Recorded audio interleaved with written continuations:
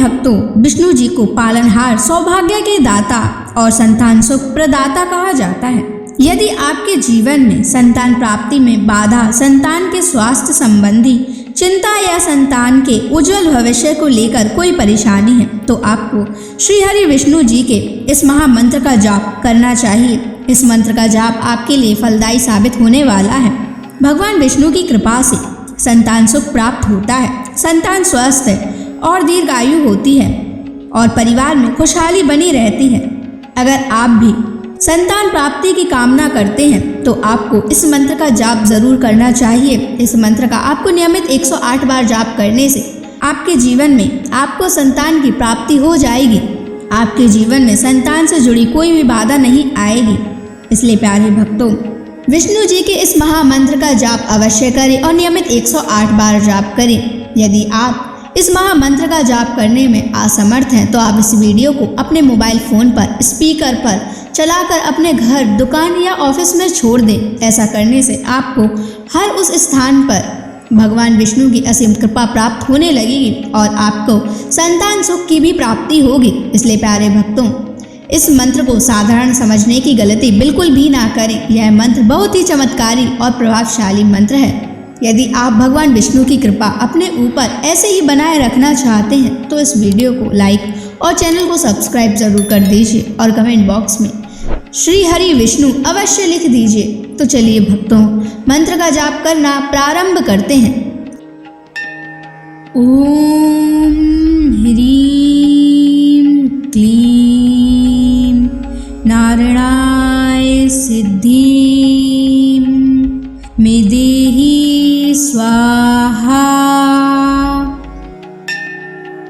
ओम ह्रीं क्लीं नारायणाय सिद्धिं मे देहि स्वाहा।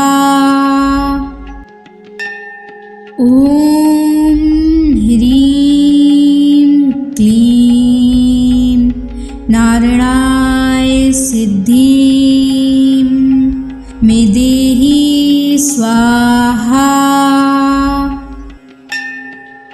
ओम ह्रीं क्लीं नारायणाय सिद्धिं मे देहि स्वाहा।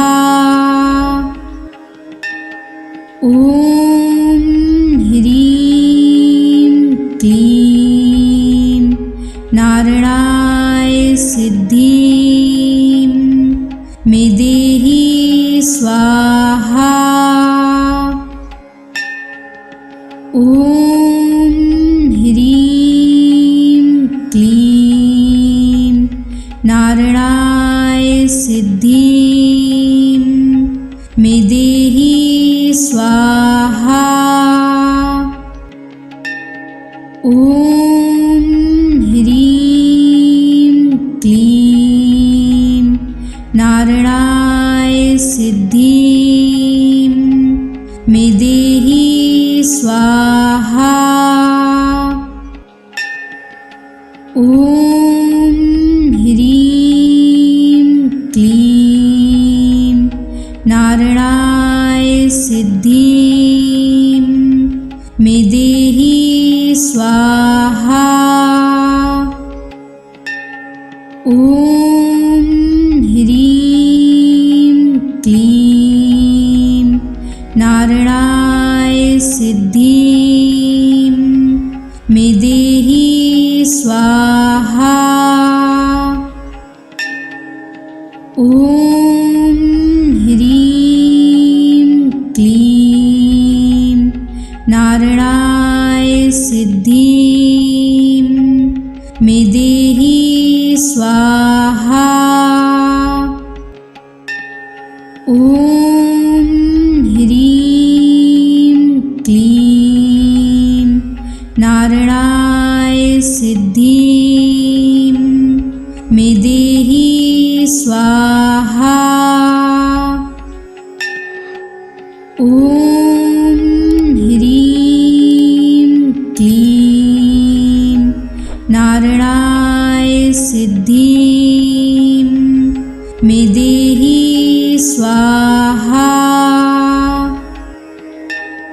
ॐ ह्रीं क्लीं नारायणाय सिद्धिं मे देहि स्वाहा।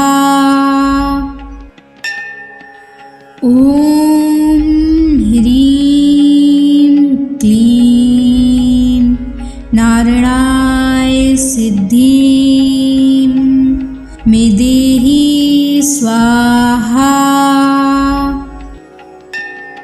ॐ ह्रीं क्लीं नारायणाय सिद्धिं मे देहि स्वाहा। ॐ ह्रीं क्लीं नारायणाय सिद्धिं मे देहि स्वाहा।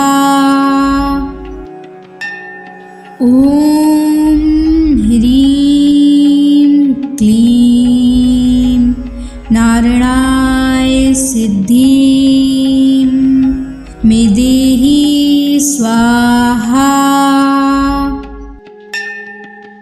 ॐ ह्रीं क्लीं नारायणाय सिद्धिं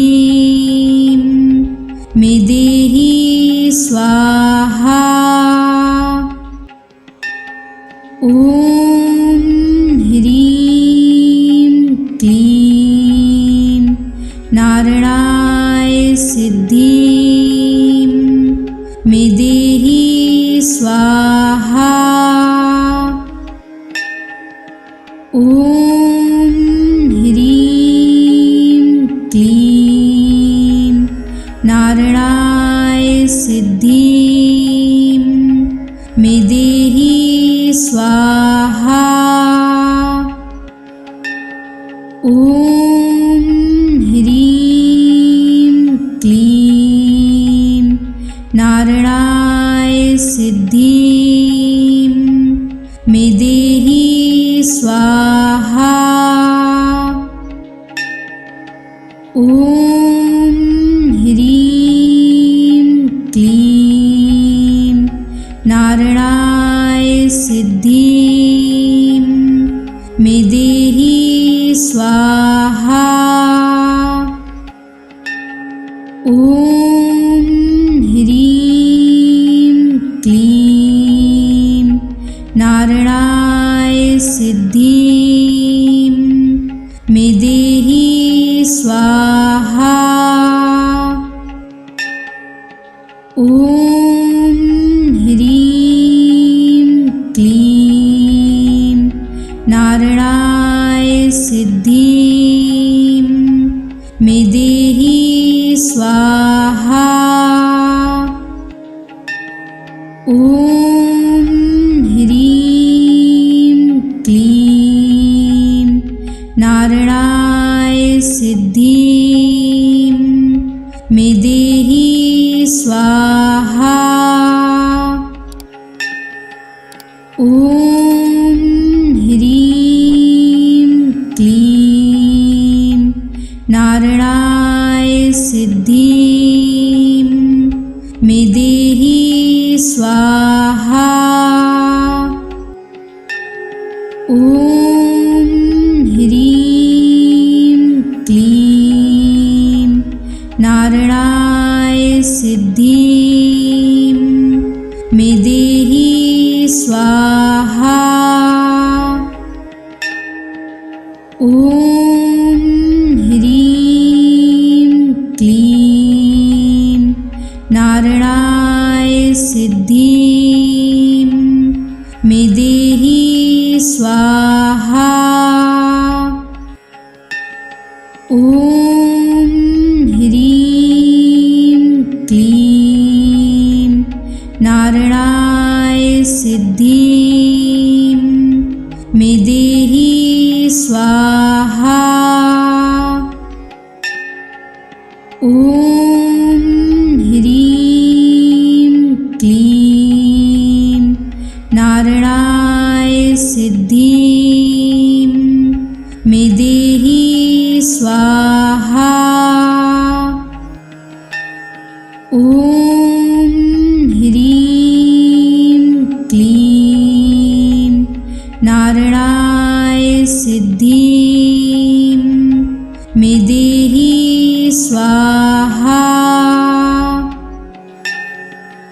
ॐ ह्रीं क्लीं नारायणाय सिद्धिं मे देहि स्वाहा। ॐ ह्रीं क्लीं नारायणाय सिद्धिं मे देहि स्वाहा। ॐ ह्रीं क्लीं नारायणाय सिद्धिं मे देहि स्वाहा। ॐ ह्रीं क्लीं नारायणाय सिद्धिं मे देहि स्वाहा। ॐ ह्रीं क्लीं नारायणाय सिद्धिं मे देहि स्वाहा। ॐ ह्रीं क्लीं नारायणाय सिद्धिं मे देहि स्वाहा। ॐ ह्रीं क्लीं नारायणाय सिद्धिं मे देहि स्वाहा। ॐ ह्रीं क्लीं नारायणाय सिद्धिं मे देहि स्वाहा। ॐ ह्रीं क्लीं नारायणाय सिद्धिं मे देहि स्वाहा। ॐ ह्रीं क्लीं नारायणाय सिद्धिं मे देहि स्वाहा। ॐ ह्रीं क्लीं नारायणाय सिद्धिं मे देहि स्वाहा। ॐ ह्रीं क्लीं नारायणाय सिद्धिं मे देहि स्वाहा। ॐ ह्रीं क्लीं नारायणाय सिद्धिं मे देहि स्वाहा। ॐ ह्रीं क्लीं नारायणाय सिद्धिं मे देहि स्वाहा। ॐ ह्रीं क्लीं नारायणाय सिद्धिं मे देहि स्वाहा। ॐ ह्रीं क्लीं नारायणाय सिद्धिं मे देहि स्वाहा। ॐ ह्रीं क्लीं नारायणाय सिद्धिं मे देहि स्वाहा। ॐ ह्रीं क्लीं नारायणाय सिद्धिं मे देहि स्वाहा। ॐ ह्रीं क्लीं नारायणाय सिद्धिं मे देहि स्वाहा। ॐ ह्रीं क्लीं नारायणाय सिद्धिं मे देहि स्वाहा। ॐ ह्रीं क्लीं नारायणाय सिद्धिं मे देहि स्वाहा। ॐ ह्रीं क्लीं नारायणाय सिद्धिं मे देहि स्वाहा। ॐ ह्रीं क्लीं नारायणाय सिद्धिं मे देहि स्वाहा। ॐ ह्रीं क्लीं नारायणाय सिद्धिं मे देहि स्वाहा। ॐ ह्रीं क्लीं नारायणाय सिद्धिं मे देहि स्वाहा। ॐ ह्रीं क्लीं नारायणाय सिद्धिं मे देहि स्वाहा। ॐ ह्रीं क्लीं नारायणाय सिद्धिं मे देहि स्वाहा। ॐ ह्रीं क्लीं नारायणाय सिद्धिं मे देहि स्वाहा। ॐ ह्रीं क्लीं नारायणाय सिद्धिं मे देहि स्वाहा। ॐ ह्रीं क्लीं नारायणाय सिद्धिं मे देहि स्वाहा। ॐ ह्रीं क्लीं नारायणाय सिद्धिं मे देहि स्वाहा। ॐ ह्रीं क्लीं नारायणाय सिद्धिं मे देहि स्वाहा। ॐ ह्रीं क्लीं नारायणाय सिद्धिं मे देहि स्वाहा। ॐ ह्रीं क्लीं नारायणाय सिद्धिं मे देहि स्वाहा।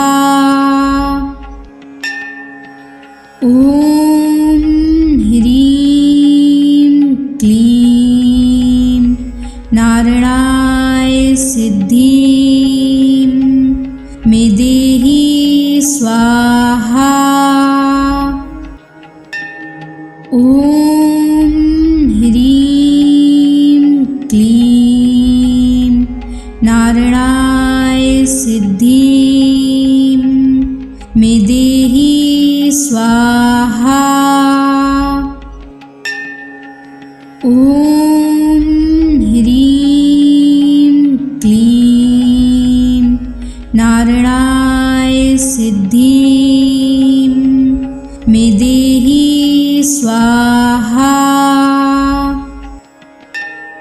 ॐ ह्रीं क्लीं नारायणाय सिद्धिं मे देहि स्वाहा।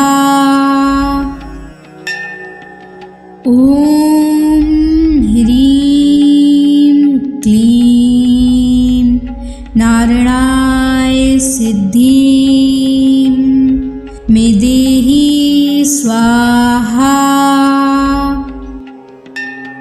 ॐ ह्रीं क्लीं नारायणाय सिद्धिं मे देहि स्वाहा।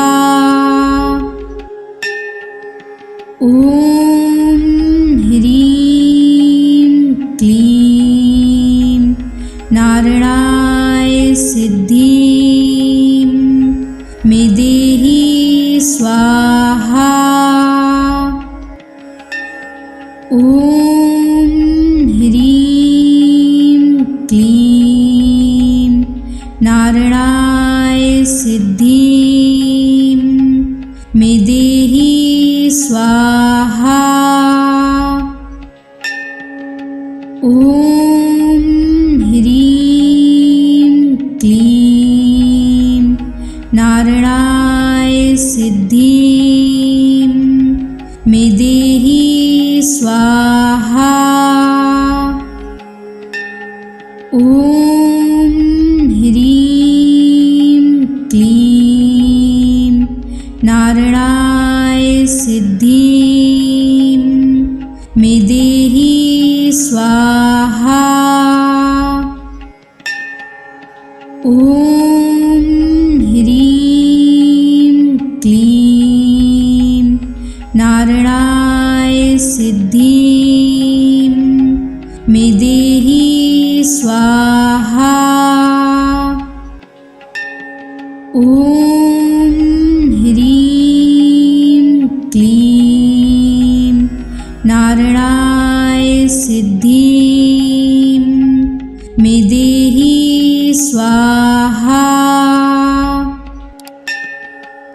ॐ ह्रीं क्लीं नारायणाय सिद्धिं मे देहि स्वाहा। ॐ ह्रीं क्लीं नारायणाय सिद्धिं मे देहि स्वाहा। ॐ ह्रीं क्लीं नारायणाय सिद्धिं मे देहि स्वाहा। ॐ ह्रीं क्लीं नारायणाय सिद्धिं मे देहि स्वाहा। ॐ ह्रीं क्लीं नारायणाय सिद्धिं मे देहि स्वाहा। ॐ ह्रीं क्लीं नारायणाय सिद्धिं मे स्वाहा। ॐ ह्रीं क्लीं नारायणाय सिद्धिं मे देहि स्वाहा। ॐ ह्रीं क्लीं नारायणाय सिद्धिं मे देहि स्वाहा। ॐ ह्रीं क्लीं नारायणाय सिद्धिं मे देहि स्वाहा। ॐ ह्रीं क्लीं नारायणाय सिद्धिं मे देहि स्वाहा। ॐ ह्रीं क्लीं नारायणाय सिद्धिं मे देहि स्वाहा।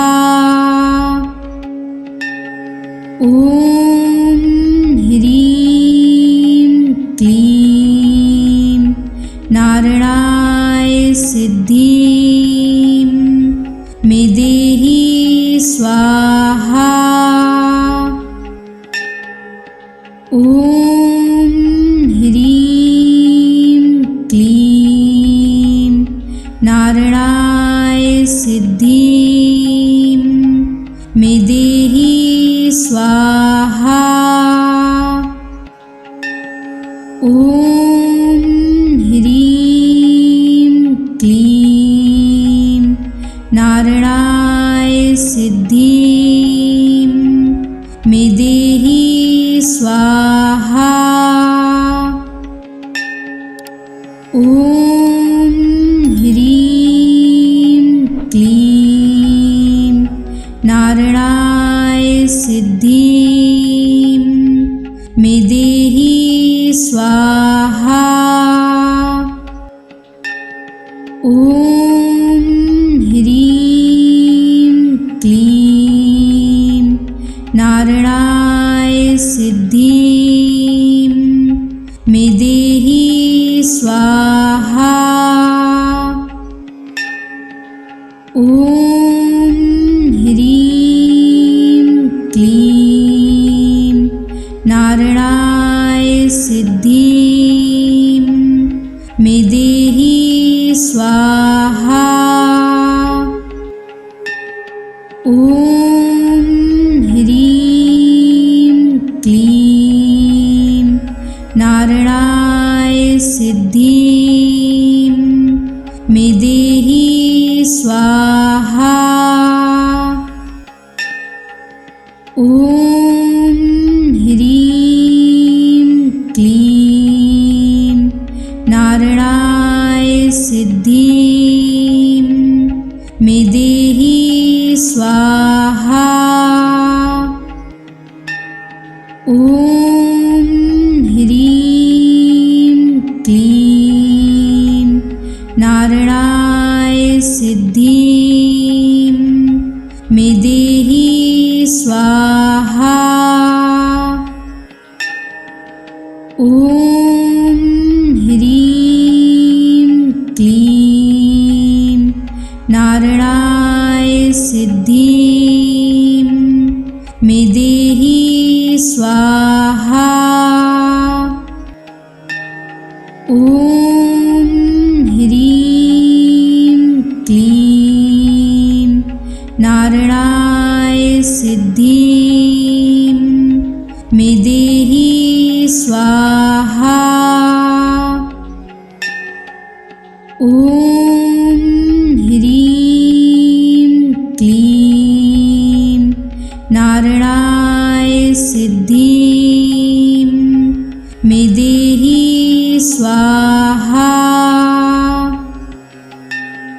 ॐ ह्रीं क्लीं नारायणाय सिद्धिं मे देहि स्वाहा। ॐ ह्रीं क्लीं नारायणाय सिद्धिं मे देहि स्वाहा।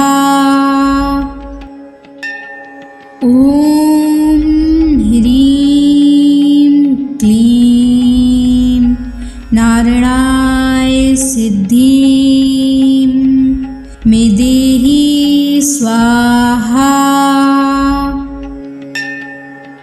ॐ ह्रीं क्लीं नारायणाय सिद्धिं मे देहि स्वाहा। ॐ ह्रीं क्लीं नारायणाय सिद्धिं मे देहि स्वाहा। ॐ ह्रीं क्लीं नारायणाय सिद्धिं मे देहि स्वाहा। ॐ ह्रीं क्लीं नारायणाय सिद्धिं मे देहि स्वाहा। ॐ ह्रीं क्लीं नारायणाय सिद्धिं मे देहि स्वाहा। ॐ ह्रीं क्लीं नारायणाय सिद्धिं मे देहि स्वाहा। ॐ ह्रीं क्लीं नारायणाय सिद्धिं मे देहि स्वाहा। ॐ ह्रीं क्लीं नारायणाय सिद्धिं मे देहि स्वाहा। ॐ ह्रीं क्लीं नारायणाय सिद्धिं मे देहि स्वाहा। ॐ ह्रीं क्लीं नारायणाय सिद्धिं